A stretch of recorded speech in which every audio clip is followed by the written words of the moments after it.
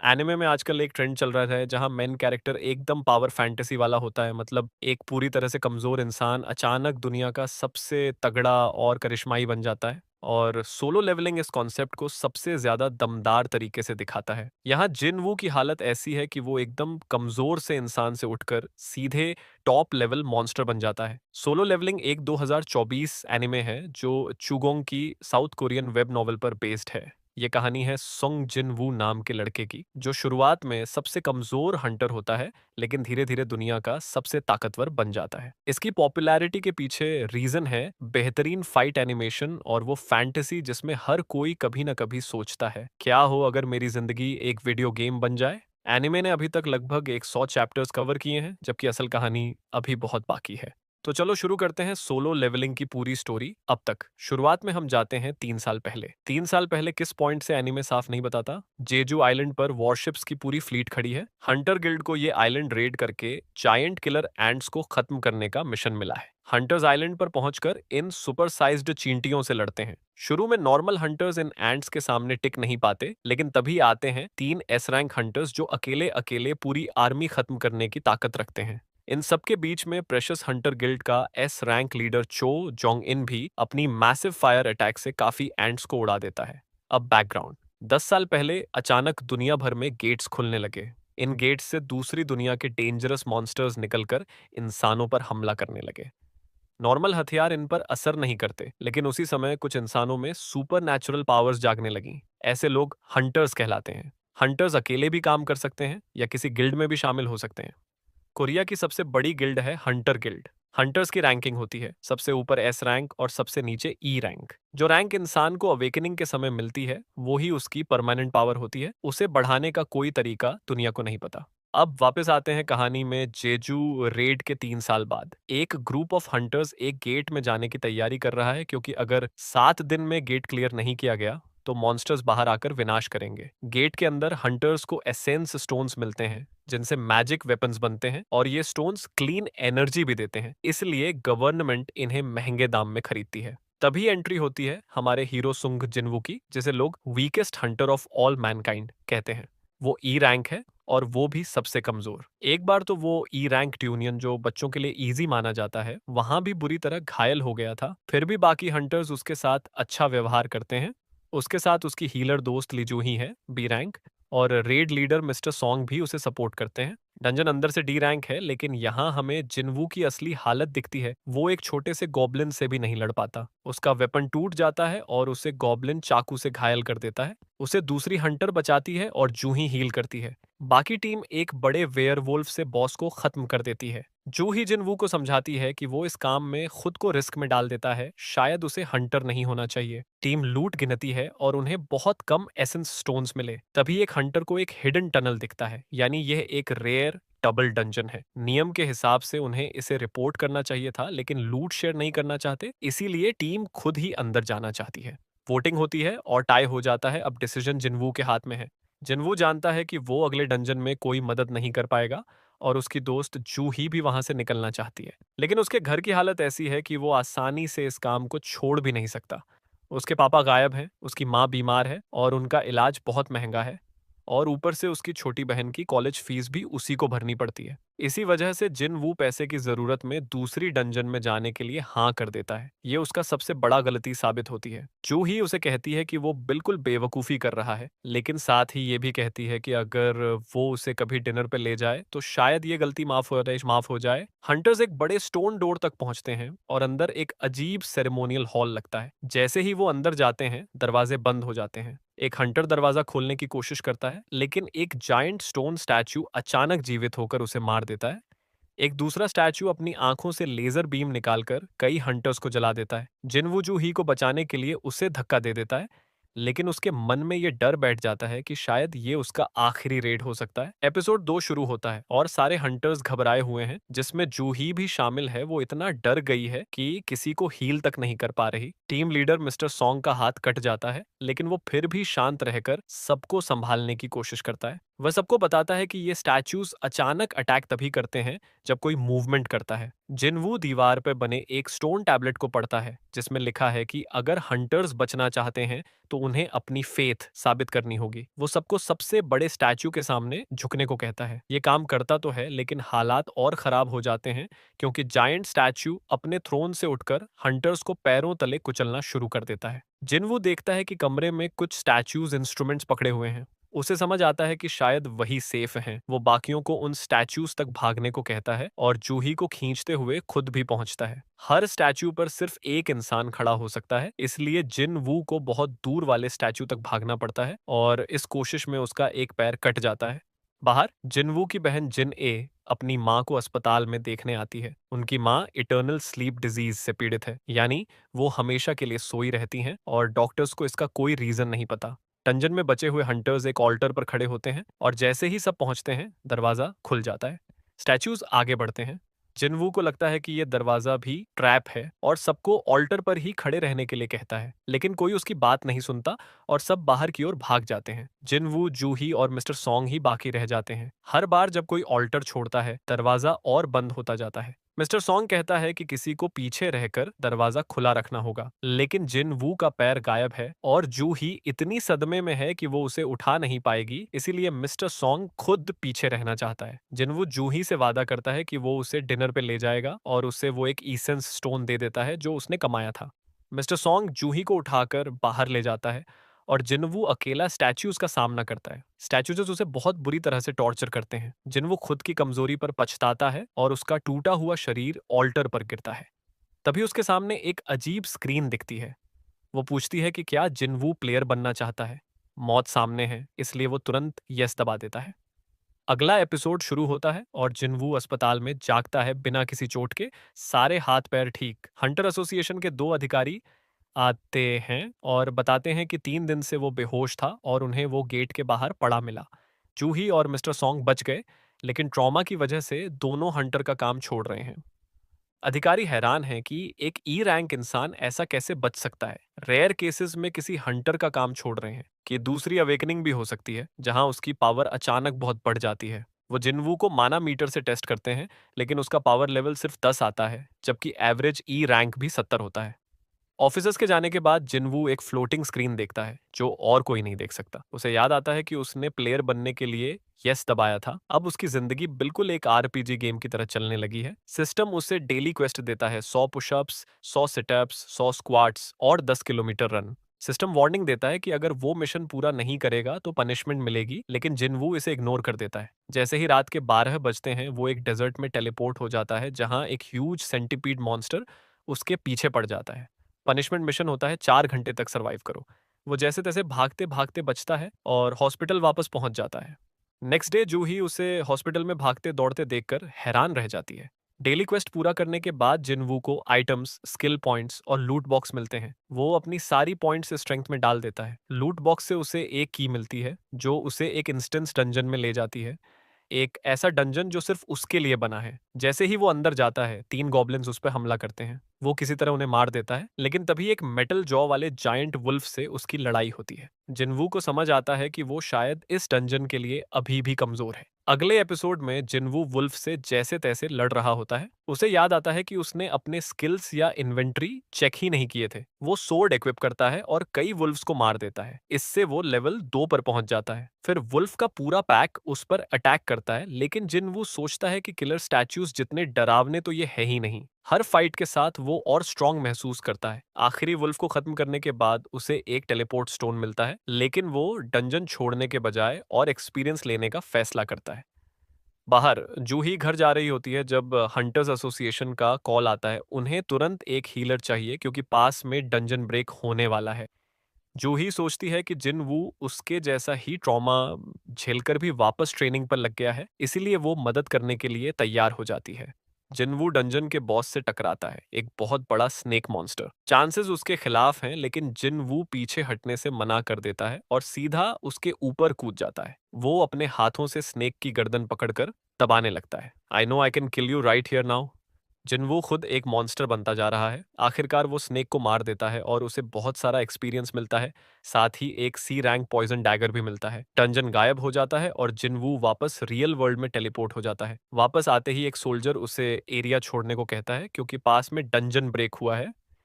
जिनवू बताता है कि वो हंटर है और पूछता है कि उसे कहाँ जाना चाहिए।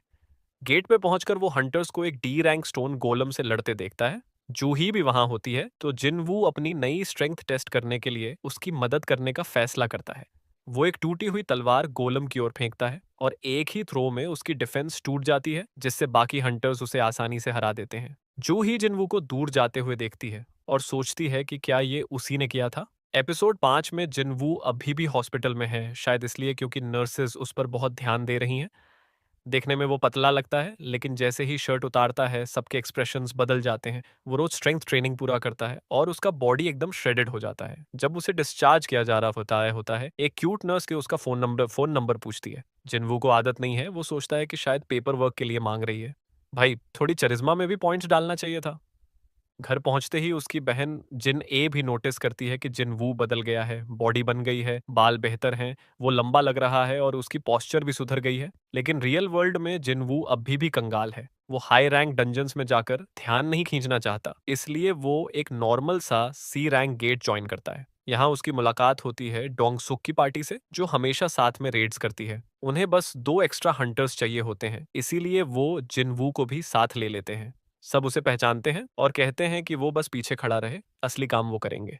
जिनवू नोटिस करता है कि टीम में कोई हीलर नहीं है, जो थोड़ा सस्पिशियस लगता है, लेकिन वो चुप रहता है। पार्टी में एक और लड़का आता है, जिन्हो, एक डी रैंक किड जिसके पास बहुत महंगे गियर्स हैं और ये उसका पहला रेड है। गेट के अंदर इंसेक्ट मॉन्स्टर्स उन पर अटैक करते हैं और डोंगसुक की टीम उन्हें आसानी से मार देती है। लेकिन जिनवू को लग रहा होता है कि कुछ तो गड़बड़ है, शायद उसकी बढ़ी हुई इंटेलिजेंस उसे संकेत दे रही है। आखिर में वो बॉस के लैर तक पहुंचते हैं, अ ह्यूज केव भरी हुई माना क्रिस्टल्स से, जो एसेंस स्टोन्स जितने वैल्यूएबल नहीं होते लेकिन फिर भी अच्छी कीमत मिलती है। डोंगसुक कहता है कि जिनवू और जिनहो यहीं रुकें, बाकी लोग माइनिंग टूल्स लेने जा रहे हैं। पर जैसे ही टीम बाहर जाती है, वो डोरवे में केव इन करवाते हैं, जिससे जिनवू और जिनहो अंदर फंस जाते हैं और साथ ही जायंट स्पाइडर बॉस जाग जाता है। ये लोग इतने लालची हैं कि 2 लोगों को मरवाना मंजूर है, बस लूट शेयर नहीं करना चाहते, लेकिन उन्होंने गलत ई रैंक चुना है। जिन वू अपना पॉइजन डैगर निकालता है और स्पाइडर का सामना करता है। एपिसोड 6 में जिन वू स्पाइडर के खिलाफ काफी तेज है, लेकिन उसकी अटैक से स्पाइडर पर कम ही असर होता है और उसकी फटीग तेजी से बढ़ रही है। अच्छी बात यह है कि उसके पास डेली क्वेस्ट से मिले रिकवरी आइटम हैं। जैसे ही स्पाइडर उसे मारने ही वाला होता है, जिन वू खुद को हील कर लेता है और 100% रिकवर हो जाता है। वो अपना नया डैश स्किल इस्तेमाल करता है और स्पाइडर के ऊपर कूदकर उसके वीक पॉइंट पर पॉइजन डैगर मारता है। इससे पैरालिसिस और ड्रेन जैसे डिबफ्स लगते हैं। स्पाइडर गिर जाता है और जिनवू लेवल अप कर लेता है। जिन हो ये देखकर शॉक हो जाता है और सोचता है कि जिनवू कोई फेक रिंगर है, यानी वो लोग जो रैंक कम दिखाकर कमजोर टारगेट्स को मारने में मजा लेते हैं। अब जिनहो इतना डर जाता है कि जिनवू को बॉस कहने लगता है। डोंगसुक और उसकी पार्टी वापस आती है और शॉक हो जाती है कि दोनों जिंदा हैं। वो अज्यूम करते हैं कि महंगे गियर्स होने की वजह से जिनहो ने बॉस मारा होगा।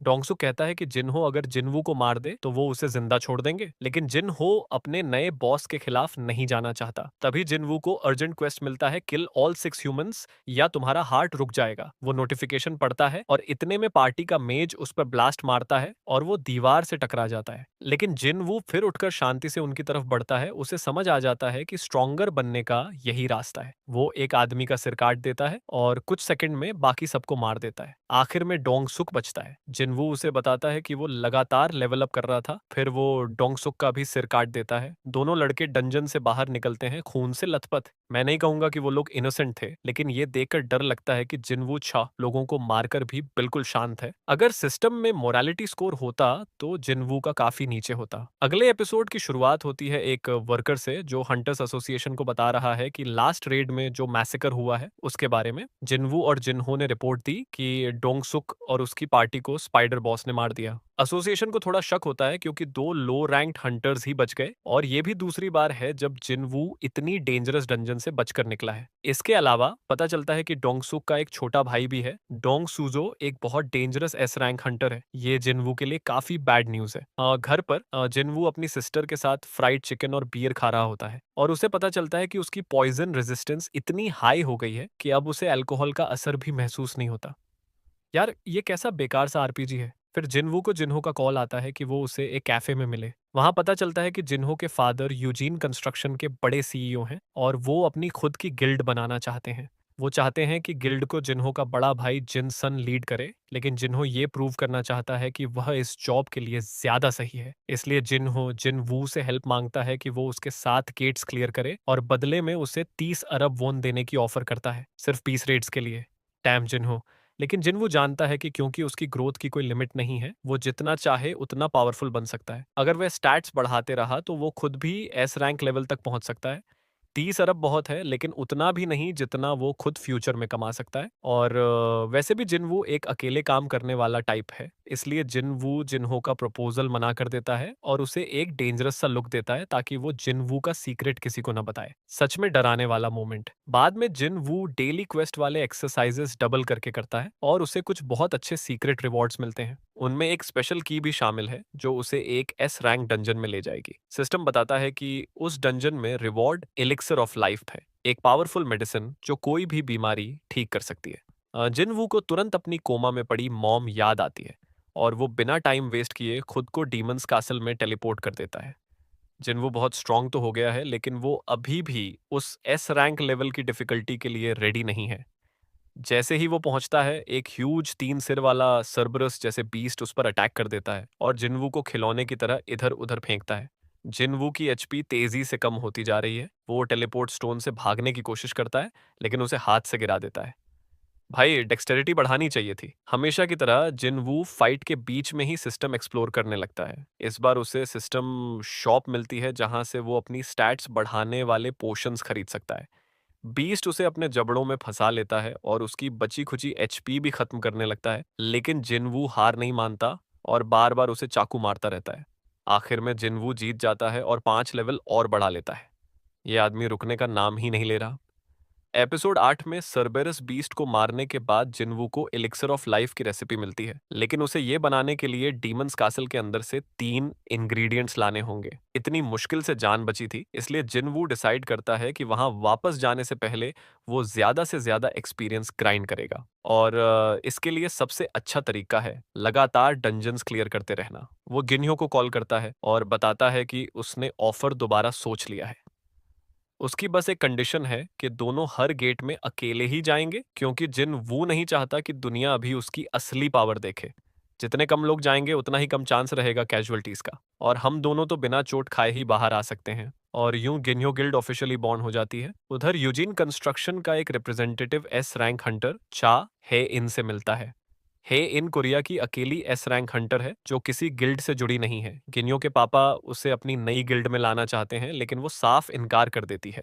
फिर वो अपने दोस्त जोंग इन से मिलने जाती है जो हंटर गिल्ड का लीडर है। वे जेजू आइलैंड वाले रेड की बात करते हैं जो असल में पूरी तरह से फेल हुआ था और कई हंटर्स मारे गए थे।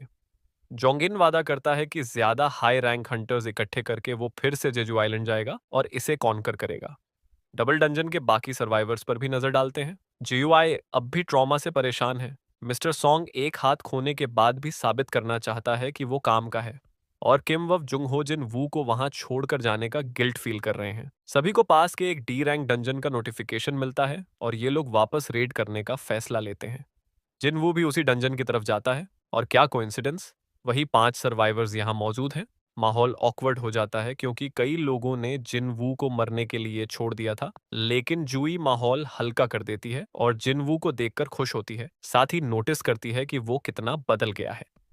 टीम में 3 और सी रैंक हंटर्स को हैंडकफ्स में लाया जाता है। सरकार जेल के कैदियों को रेड्स में हिस्सा लेने देती है, सेंटेंस कम कराने के बदले। ये लोग कुछ अच्छे नहीं है। टिक इनकी निगरानी में है, वही बी रैंक हंटर जिसने जिन वू का मैजिक टेस्ट किया था। साफ लग रहा है कि कुछ गड़बड़ होने वाली है। अगला एपिसोड शुरू होता है और पार्टी यूनियन में गॉबलिन को आसानी से मारती जा रही है। सब जिनवू की नई स्ट्रेंथ देखकर शॉक्ड हैं। वो अंदाजा भी नहीं लगा सकते कि जिनवू कितना होल्ड बैक कर रहा है। 3 टनल आते हैं और सब अलग होने का फैसला करते हैं। जिनवू को लेफ्ट टनल में बॉस की प्रेजेंस महसूस होती है, तो वो मिस्टर सॉन्ग और जूई के साथ उधर जाता है। टिक प्रिजनर्स को लेकर राइट टनल में जाता है, लेकिन यहाँ प्लान उल्टा है। असल में ये तीनों कैदी एक लड़की पर हमला करने के केस में अंदर थे और उस लड़की के पिता ने टिक को पैसे देकर इन्हें रेड से जिंदा न लौटने देने के लिए बोला था। टिक आराम से इन तीनों को मार देता है। प्रॉब्लम यह है कि तीनों टनल्स आपस में जुड़े हैं। किम और जोंग हो गलती से टिक को मर्डर करते हुए देख लेते हैं। ओनो, जिनवू की पार्टी भी उसी रूम में पहुंचती है और देखते हैं कि सारे हंटर्स मारे जा चुके हैं।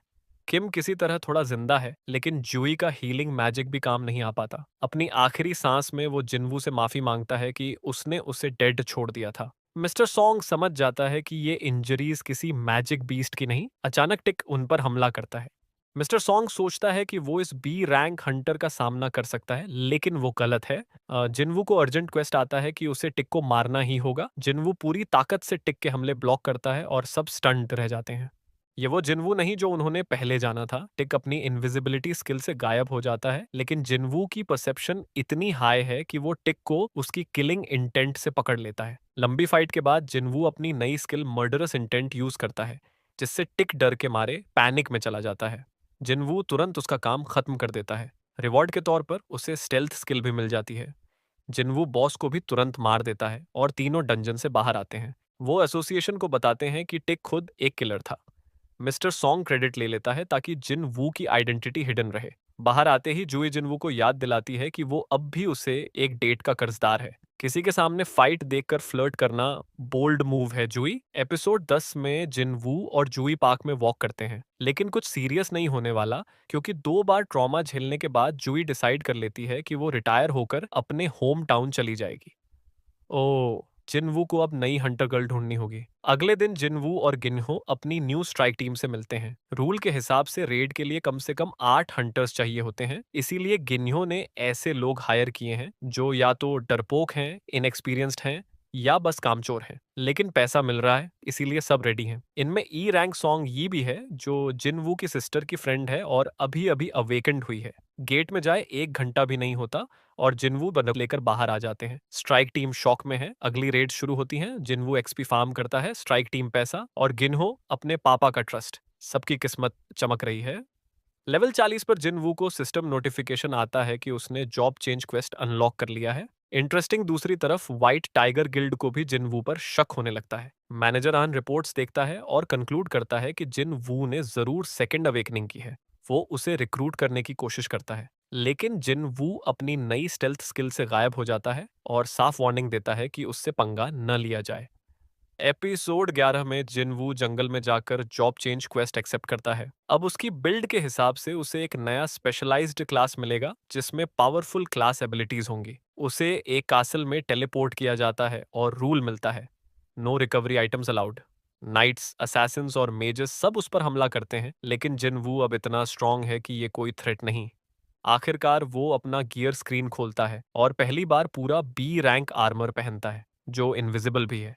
सो अब जिनवू को बिना हैवी आर्मर पहने ही सारे बफ्स मिल जाते हैं। ये सिस्टम सच में बहुत ओवरपावर्ड है। सारे मिनियंस को हराने के बाद जिनवू एक बहुत बड़ी डोर खोलता है, जो कासल के थ्रोन रूम में जाती है। वहीं उसका अगला ओपोनेंट है commander Igris, blood red knight. Jinwoo के लिए ये अब तक का सबसे टफ दुश्मन है। जिनवू समझ जाता है कि उसकी टैगर आइग्रिस की आर्मर को पियर्स नहीं कर सकती, इसीलिए वो नंगे हाथों से लड़ने लगता है। ये देखकर इग्रिस भी अपनी वेपन्स गिरा देता है। इग्रिस जिनवू को नॉन स्टॉप पंचेस से पीट देता है और जिनवू की एचपी डेंजरसली लो हो जाती है। वो आइग्रिस के थ्रोन पे गिर जाता है। फिर इग्रिस अपनी सोर्ड समन करता है और फाइनल अटैक करता है, लेकिन जिनवू उसकी ब्लेड पकड़ लेता है और उसे दीवार में धक्का मार देता है। फिर वो वापस अपनी डैगर इक्विप करता है, सारे स्किल्स एक्टिव करता है और बड़ी मुश्किल से आइग्रिस को हरा देता है। रिवॉर्ड में उसे बहुत सारा गोल्ड और एक्सपी मिलता है, एक एस रैंक हेलमेट और एक नया स्किल, रूलर्स हैंड, जिससे वो चीजों को माइंड से मूव कर सकता है। लेकिन उसकी क्वेस्ट अभी खत्म नहीं हुई। अचानक कई नाइटस थ्रोन रूम में टेलीपोर्ट होने लगते हैं और सिस्टम जिन वू को ऑर्डर देता है कि जितना देर सरवाइव कर सके उतना करो। लेकिन जिन वो ऑलरेडी एक्सहास्टेड है और बस 5 मिनट में वो फिर अपनी टेलीपोर्टेशन स्टोन गिरा देता है। इतना पावरफुल होकर भी ये इतना केयरलेस कैसे है? सीजन फिनाले में जिनवू जितने ज्यादा नाइट्स मार सकता है मारता है, जब तक उसके हाथ लहूलुहान नहीं हो जाते और उसकी बॉडी पूरी थक नहीं जाती। उसे पास्ट की वॉइसेस सुनाई देती हैं जो उसे वीक कह रही होती हैं।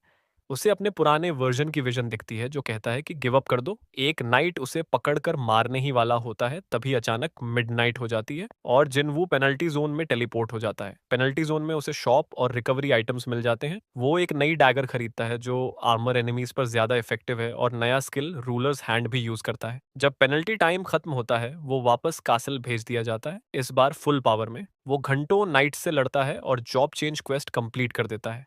सिस्टम उसे उसकी नई क्लास बताता है, नेक्रोमांसर। जिनवू चौंक जाता है क्योंकि उसे असैसिन या बर्जर्कर जैसी क्लास की उम्मीद थी, लेकिन सिस्टम बताता है कि ये एक हिडन क्लास है। एक्सेप्ट करने के बाद उसकी क्लास ऑटो अपग्रेड होकर शैडो मोनार्क बन जाती है। अब वो मरे हुए एनिमीज के शैडोज निकालकर अपनी आर्मी बना सकता है। वो इग्रिस और उसके सोल्जर्स को शैडोज में बदलकर अपनी टीम में जोड़ लेता है। इस बीच बाहर hunter association Jeju island raid की तैयारी कर रहा है। एस रैंक हंटर्स आइलैंड पर पहुंचते हैं और शॉक हो जाते हैं कि एंट्स अब इवॉल्व होकर उड़ने लगी हैं। सीजन 2 की शुरुआत में जिनवू अपनी छोटी बहन जिना के स्कूल में टीचर मीटिंग में जाता है। टीचर उसे बताती है कि उसकी फ्रेंड सोंगी हंटर अवेकनिंग के बाद से स्कूल नहीं आ रही। जिनवू उसे समझाने को तैयार हो जाता है। दूसरी ओर dangerous S rank Dongsoo America से कोरिया पहुंच चुका है ताकि जिनवू और जिन्हो से बदला ले सके।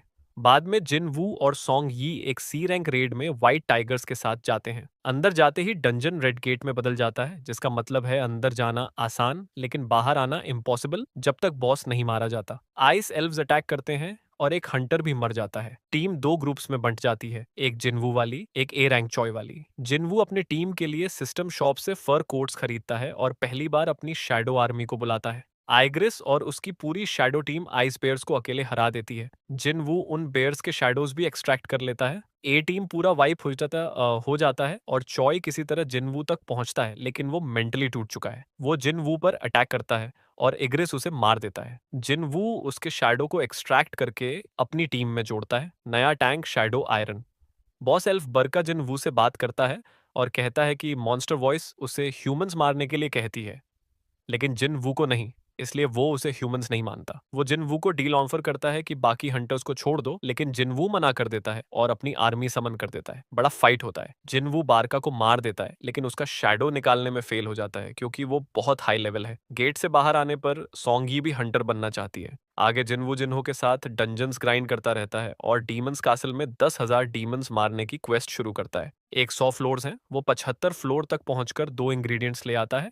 अमेरिका में एक आदमी इलवान 10 साल बाद गेट से बाहर निकलता है और कहता है कि उसे बड़ी खतरे की वार्निंग देनी है। डोंगसू उसे सुनकर तंग करता है और बोलता है कि तुम्हारा बेटा जिन वू मर चुका है।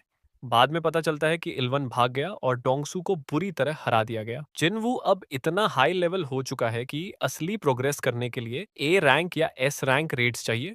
वो हंटर असेसमेंट दोबारा देता है। उसकी पावर इतनी ज्यादा है कि मशीन उसका लेवल रीड ही नहीं कर पाती। ऑफिशियली जिन वू अब एस रैंक है। सब गिल्ड उसे ज्वाइन करने को कहती हैं, लेकिन जिन वू मना कर देता है। उसे बस ग्राइंड करना है। इसी बीच वो एक एबिस्क ए रैंक रेड में माइनिंग टीम के साथ जाता है। वहां एस रैंक हंटर हैन उसे स्मेल करके कहती है कि वो एकमात्र आदमी है जिससे उसे बैड स्मेल नहीं आती। अगले दिन जिन वू को ए रैंक रेड में इक्विपमेंट कैरियर के तौर पर जॉब मिलती है, जहां उसकी मुलाकात रेड लीडर सन किहून से होती है। ये हाई लेवल स्क्वाड कुछ हाई ऑनर्क्स से लड़ने में ही परेशान हो रही थी, लेकिन जीन वू अपनी स्टेल्थ स्किल से बिना दिखाई दिए ऑनर्क्स को कमजोर कर देता है। ये देखकर कि डंजन उम्मीद से ज्यादा खतरनाक है, पार्टी वापस लौटने का फैसला करती है। लेकिन गेट पर एक मैजिक बैरियर लगता है। अब वो एक बड़े से ऑर्क ग्रुप और उनके लीडर कारगोन के बीच फंस जाते हैं। कारगोन किथुने को कहता है कि या तो यहीं मर जाओ या फिर हमारे बेस में साथ चलो। किथुने बहादुर है लेकिन दिमाग का बहुत तेज नहीं, इसलिए वो मान जाता है और जीन वू को कहता है कि जैसे ही फाइट शुरू हो तुम निकल जाना। लेकिन जीन वू के दिमाग में कुछ और ही चल रहा है। बाहर हेन अभी भी जीन वू पे शक कर रही है और उसके पीछे पीछे गेट में चली आती है। सच्चाई ये है कि मैडम बस उसे सूंघना चाहती है।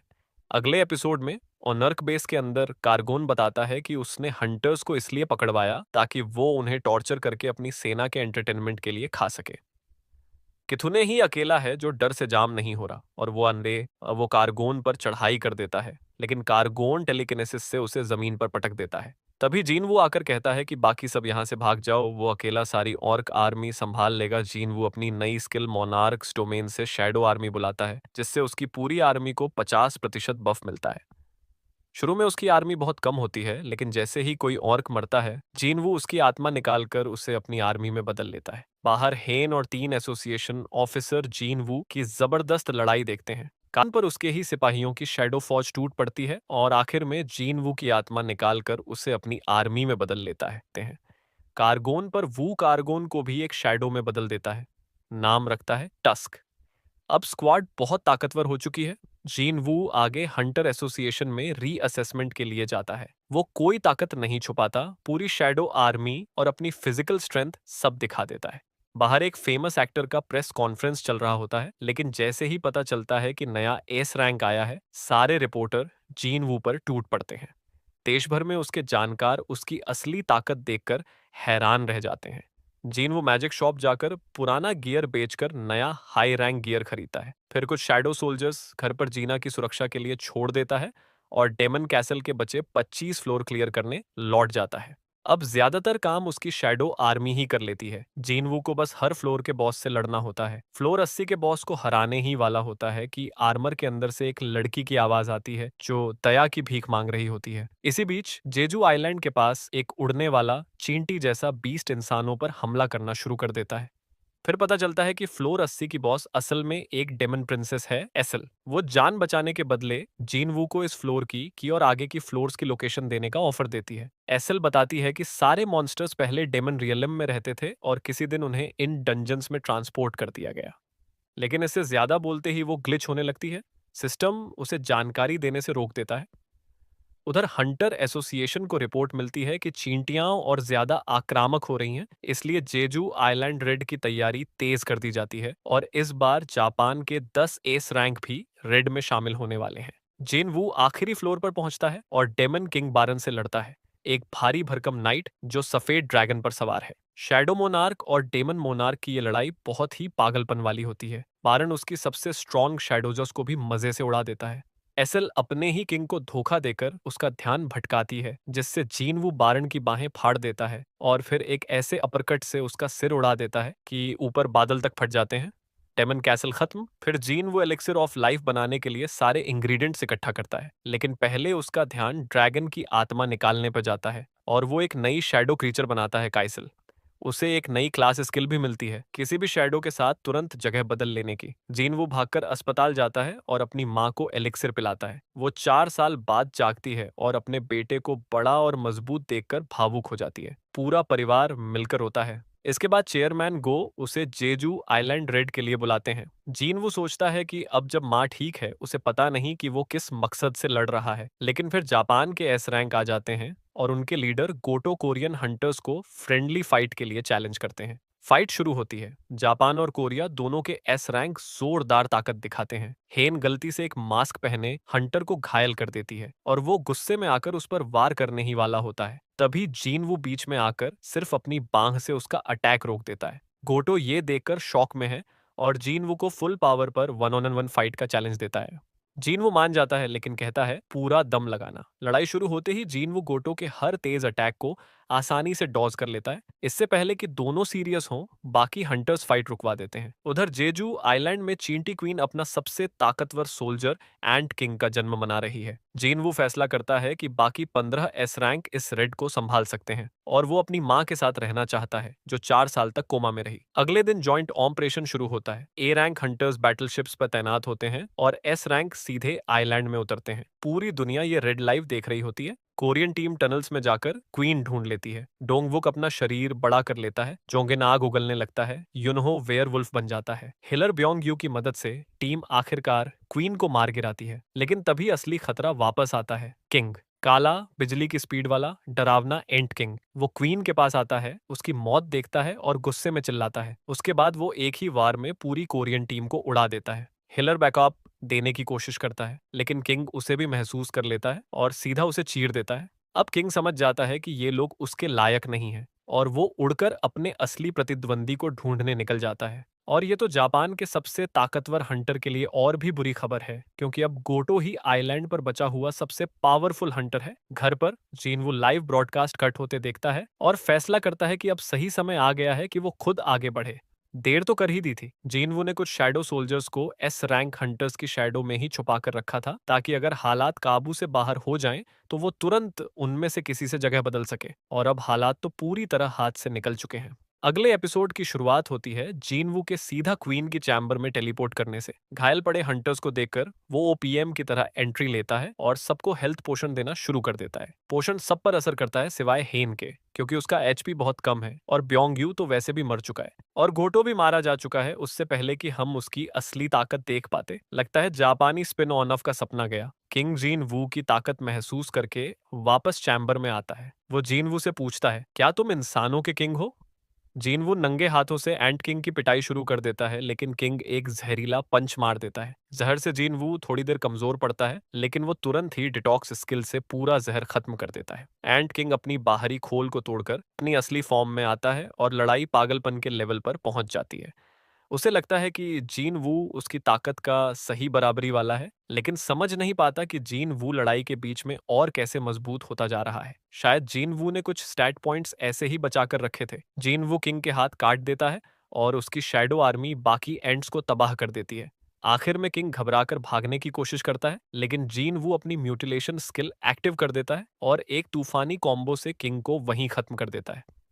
चलो, ये भी निपटा। इधर कैमरामैन लाइव स्ट्रीम ठीक कर देता है और पूरे कोरिया को जेई या कॉन्करडाई को जीन वू की असली ताकत लाइव देखने को मिलती है। सीजन फिनाले शुरू होता है और किंग और क्वीन दोनों के मरने के बाद भी हेन मौत के दरवाजे पर है। जीन वू के इन्वेंट्री का कुछ भी उस पर असर नहीं करता, यहाँ तक कि एलिक्सर ऑफ लाइफ भी नहीं। तभी जीन वू को मृत ब्योंग यू की आवाज सुनाई देती है। वो जीन वू से कहता है कि अपनी ताकत का इस्तेमाल करके हेन को बचा ले। तब जीनवू ब्योंगयू का शैडो निकालता है। शैडो अपनी हीलिंग मैजिक से हेन को बचा लेता है। फिर जीनवू उस शैडो को रिलीज कर देता है ताकि ब्योंगयू शांति से आराम कर सके। किंग और क्वीन के मरने के बाद बाकी एंट्स पागल होकर आइलैंड से भागने लगते हैं। जीनवू एंड किंग का शैडो निकालता है। ये उसकी अब तक की सबसे ताकतवर यूनिट बनती है। वो इसका नाम रखता है बेरू और ये पहला शैडो है जो बोल भी सकता है। जीनवू बेरू को बाकी बची हुई सारी चींटियां खत्म करने भेज देता है और इसी बीच जीनवू लेवल 100 भी पहुंच जाता है। सच में इस सिस्टम में लेवल कैप है भी या नहीं? फिर हमें चाइना के सबसे ताकतवर हंटर की झलक मिलती है। लंबे बाल और दोनों हाथों में डैगर्स। अगर ये भी जापान वाले जैसे निकले तो उम्मीद मत रखना। चौथी जेजू आइलैंड रेड पूरी तरह सफल हो जाती है। बाद में चेयरमैन गो जीन वू को बधाई देते हैं। वो पूछते हैं कि अब वो क्या करने वाला है। जीन वू बताता है कि वो शायद अपनी खुद की गिल्ड शुरू करना चाहता है, शायद एक आदमी वाली गिल्ड। इसके बाद जेजू आइलैंड पर एक बहुत रहस्यमय सीन आता है। एक आइस एल्फ और एक बीस्ट टाइप आदमी किसी अनजान शक्तिशाली इंसान के बारे में बात कर रहे हैं जिसने जीन वू को उसकी ताकत दी। वो इस बात से खुश नहीं है, लेकिन कहते हैं कि हंट अपनी प्लानिंग जारी रखेगा और जीनवू उन्हें रोक नहीं पाएगा। उन्हें ये नहीं पता कि जीनवू का पिता पास में ही छुपकर ये सब सुन रहा है। बहुत सारे सवाल खड़े हो जाते हैं, लेकिन ये सब अगले सीजन के लिए रह जाते हैं। देश भर के बाकी एस रैंक फैसला करते हैं कि अब वो और मजबूत बनेंगे ताकि उन्हें कभी फिर बचाए जाने की जरूरत ना पड़े। जीनवू ट्रैफिक में फंसा होता है, तभी एक गेट उसके सामने खुलता है। वो अकेला अंदर चला जाता है, फिर वो गेट रेड गेट में बदल जाता है और जीन वो अपनी पूरी आर्मी समन कर लेता है। जो भी चैलेंज आए सामना करने के लिए तैयार। और बस यही है सोलो लेवलिंग की पूरी कहानी अभी तक। ये शो पूरी तरह एक पावर फैंटेसी है और सच कहूं तो मैं इसे पूरी तरह एंजॉय करता हूं।